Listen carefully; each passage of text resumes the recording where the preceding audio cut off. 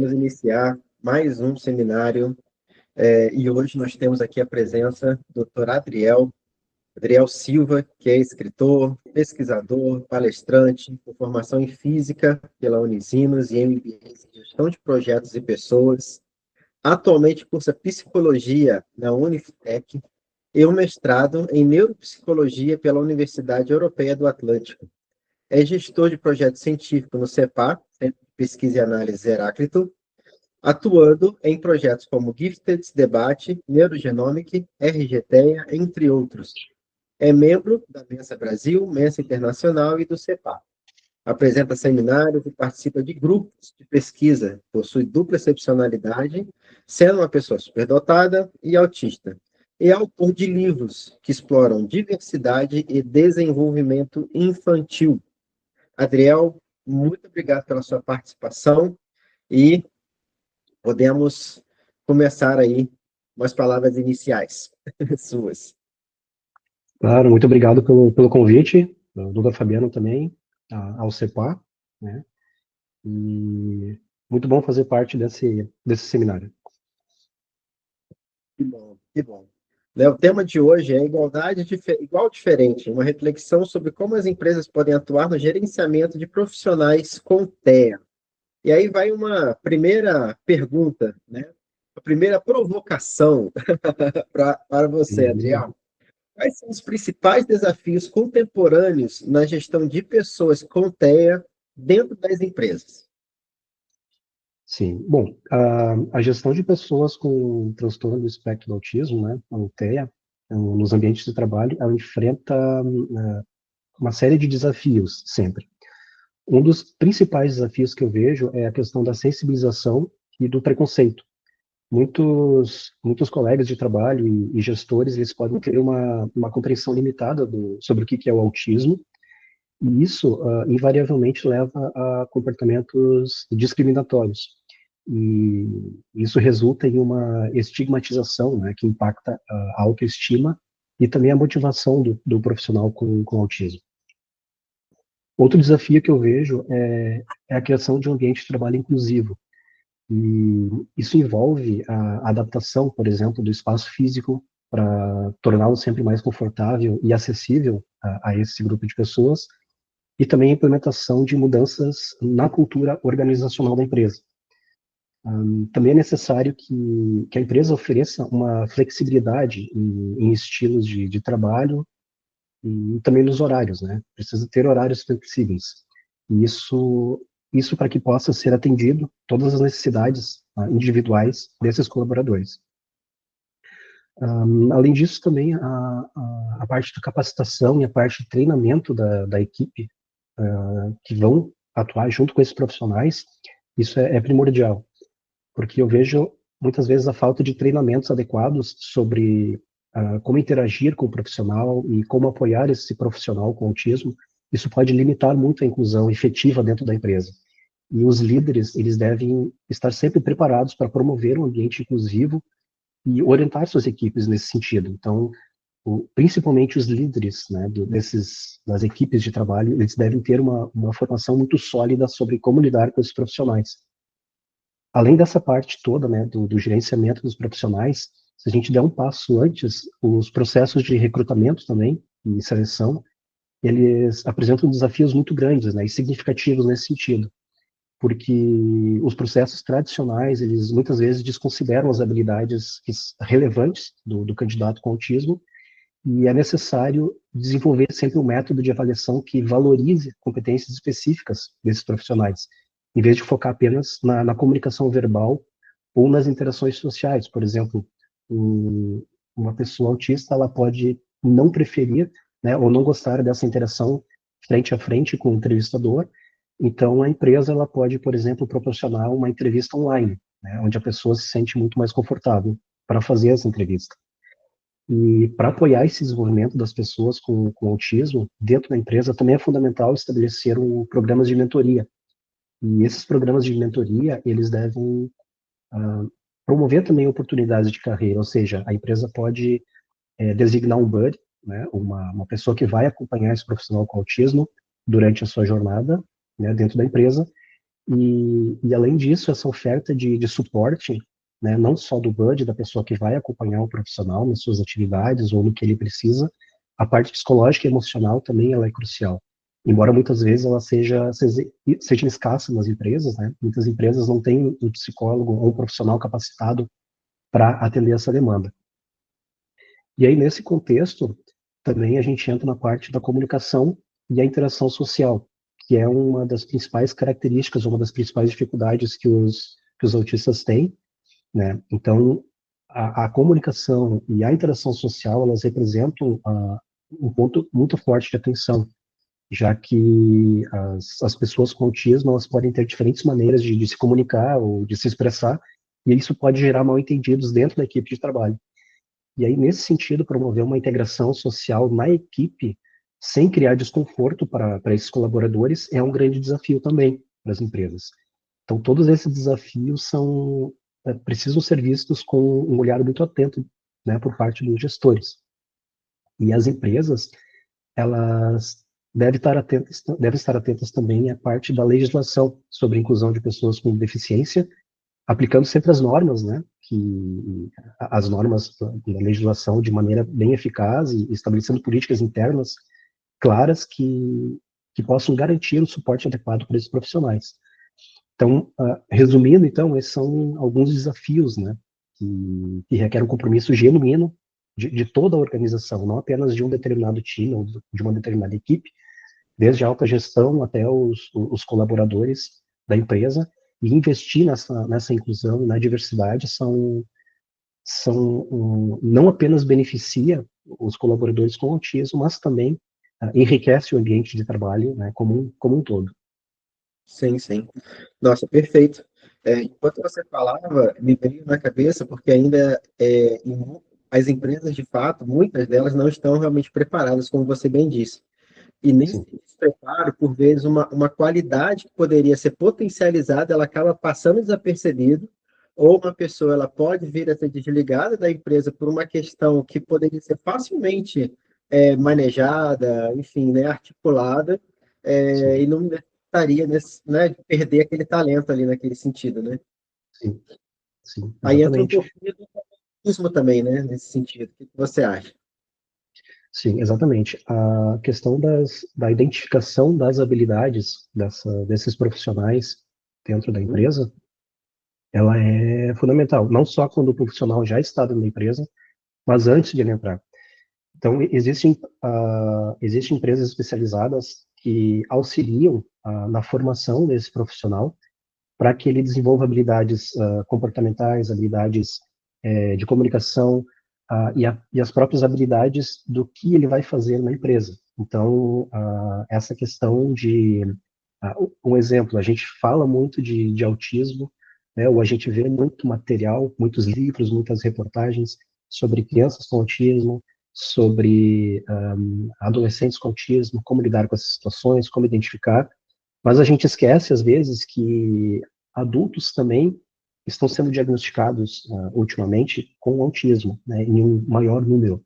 E não só esses adultos que já estão inseridos no mercado de trabalho, mas também essas crianças e esses adolescentes que já têm o diagnóstico de autismo, eles vão ser inseridos, ou eles precisarão ser inseridos no mercado de trabalho mais para frente.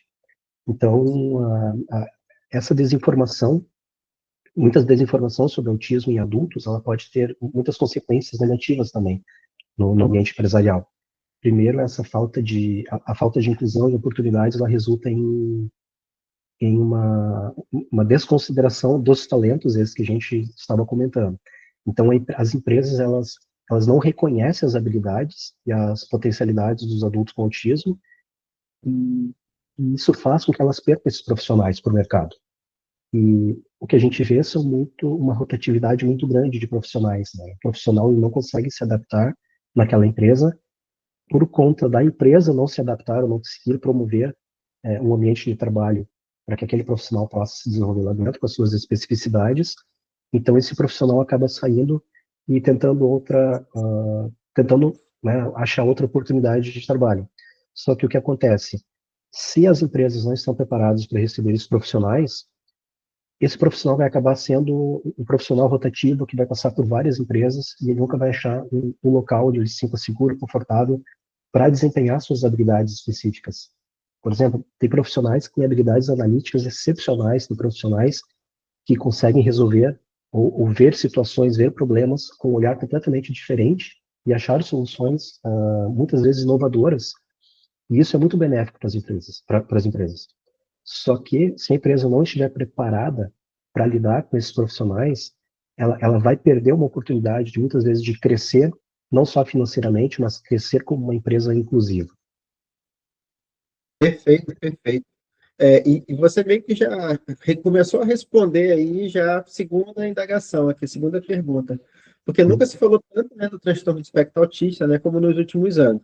E a gente Sim, sabe, né, tá aí na mídia, muito das crianças, jovens, né, adolescentes.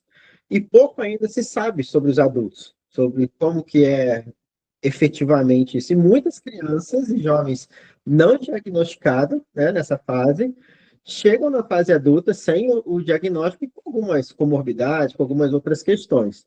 E aí a pergunta, né, em cima dessa questão é, esse impacto, necessariamente você já fez essa introdução, mas uhum, esse impacto dessa desinformação dentro do ambiente empresarial, para além do que você já falou, esse peso, você vê isso como?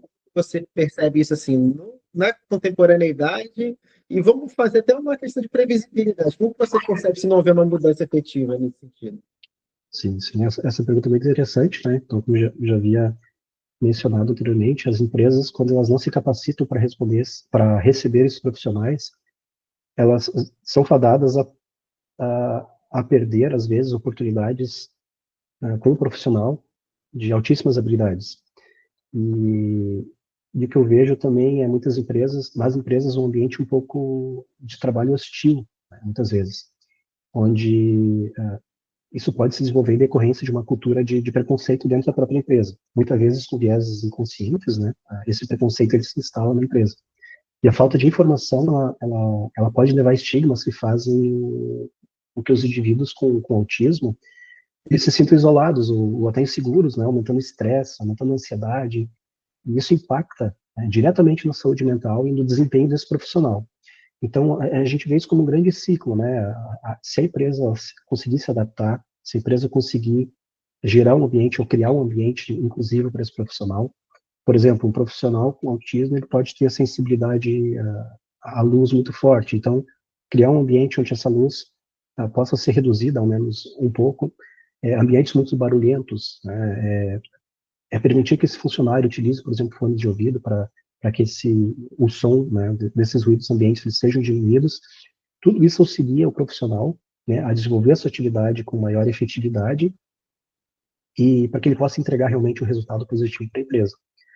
Outro efeito dessa baixa, outro efeito, na verdade, é a baixa retenção desses talentos, como eu mencionei anteriormente, né?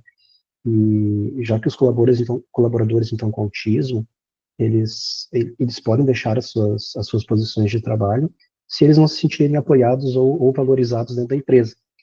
E toda essa desinformação, né, que a gente vê nas empresas, elas resultam em esforços inadequados para integrar esses profissionais. Né? Isso causa uma maior rotatividade, então, e leva inevitavelmente a perdas financeiras para a empresa. Um outro ponto que eu vejo muito forte, assim, é realmente a ineficiência na gestão de pessoas, né? Porque muitas vezes os gestores, eles querem equiparar o profissional com autismo, né, com os profissionais típicos, né? Então a gente tem o profissional atípico, que seria a pessoa com autismo, e o profissional típico, que é uma pessoa que não tem laudo, que não apresenta essas comorbidades como autismo, por exemplo, TDAH. Então, essa equiparação, né, para a questão das entregas, para a questão de cobrança, claro, a cobrança deve existir, mas dentro do limite saudável para aquele profissional. Então, a empresa, ela pode falhar nisso, né, em implementar essas adaptações necessárias para facilitar a inclusão, e aí fica essa questão, né, de como criar um ambiente sensorialmente amigáveis ou adotar métodos de comunicação eficazes dentro do próprio time e dentro da própria empresa. Isso deve ser visto sempre pelos gestores, é um ponto muito importante a se tratar.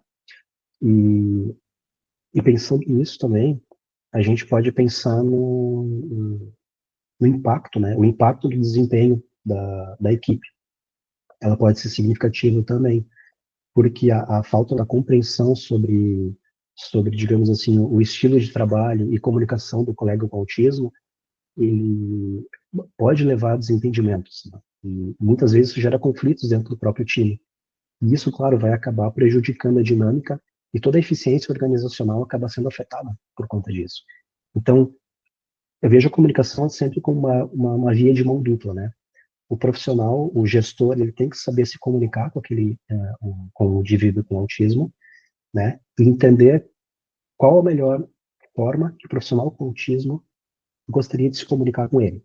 Então, isso deve ser estabelecido, esse contratinho, digamos assim, de comunicação deve ser estabelecido no início, porque existem profissionais que podem, por exemplo, gostar de receber um feedback por e-mail, ou gostam de receber um feedback de algum trabalho frente a frente, né, ou numa reunião sozinho com o gerente. Então, tem várias formas de comunicação que devem ser estabelecidas com o profissional com autismo, e essa forma de comunicação deve, então, deve ser estabelecida no início, né, logo no momento da contratação desse profissional. E isso é um dos fatores em que o desligamento do profissional com autismo das empresas é muito alto, porque a pessoa não se sente confortável, ela não se sente valorizada, ela não sabe como se comunicar, e isso acaba desmotivando, e por fim ela vai sair da empresa por essas questões. Isso aí, perfeito. E enquanto você falava, mais uma vez, me veio aqui, por vezes, aí você me corrige se eu estiver enganado, é mais vantajoso para a empresa investir nessa adaptabilidade, nessas questões, do que abrir mão de um profissional, do que, né, demitir esse profissional, enfim, pelos encargos, né, do processo demissional, do que deixar ela permanecer ali e fazer essas adequações, né? Exatamente, exatamente. As adequações, elas não são difíceis, né? Basta, basta com que a empresa, né, busque conhecimento sobre o autismo e faça as adequações, né? Por exemplo, instalar um dimmer para reduzir a intensidade luminosa, isso é fácil de fazer, né? Tentar colocar esse profissional para trabalhar em um ambiente onde não tenha tanto barulho, né? Permitir que esse profissional utilize fones de ouvido, estabelecer uma maneira de comunicação com esse profissional, tentar antecipar informações, por exemplo, se você vai ter uma reunião de time, informe esse profissional com antecedência, olha, a gente vai ter uma reunião de time, nós vamos nos deslocar para uma sala onde todos vão ficar juntos, porque mesmo dentro da empresa, essa questão da socialização no ambiente de trabalho, ela pode ser difícil. Então, você antecipando essas informações por profissional, ele já vai conseguir se regular, ele vai conseguir se programar, digamos assim, né? E quando chegar no momento da reunião, ele já vai estar mais tranquilo, mais regulado emocionalmente para poder estar naquela reunião presencialmente sem estar estressado, né? Enfim, esse é um ponto muito importante também. Nossa, muito bom. E aí vem de encontro a uma outra pergunta que eu queria fazer para você também.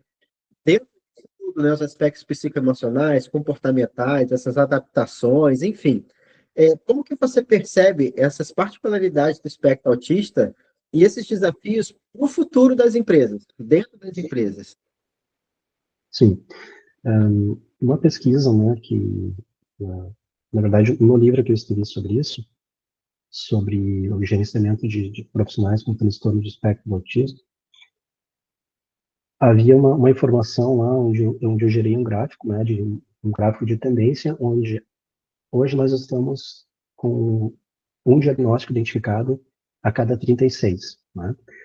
E se a gente projetar, né, pegando os dados anteriores, né, de anos passados, e projetar isso para 2100, né, uma estimativa assim, bem simples, a gente vai chegar a um número de 1 a cada 6 indivíduos com autismo em 2100.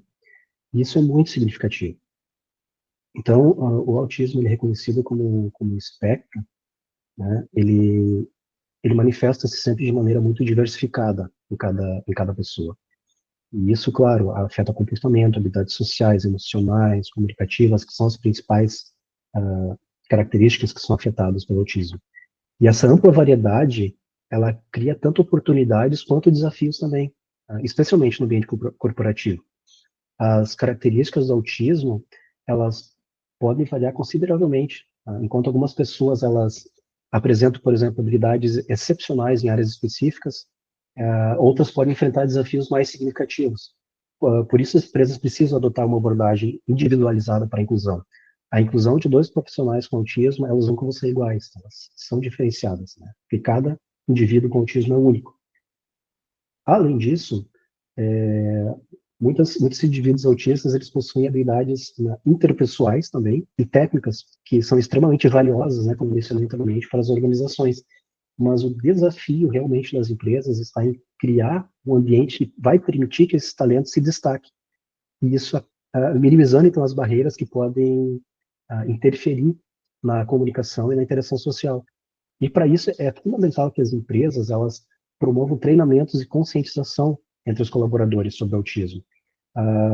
Eu não vejo, por exemplo, um treinamento online como treinamento válido, né, para esses, por exemplo, para os gerentes de profissionais com autismo.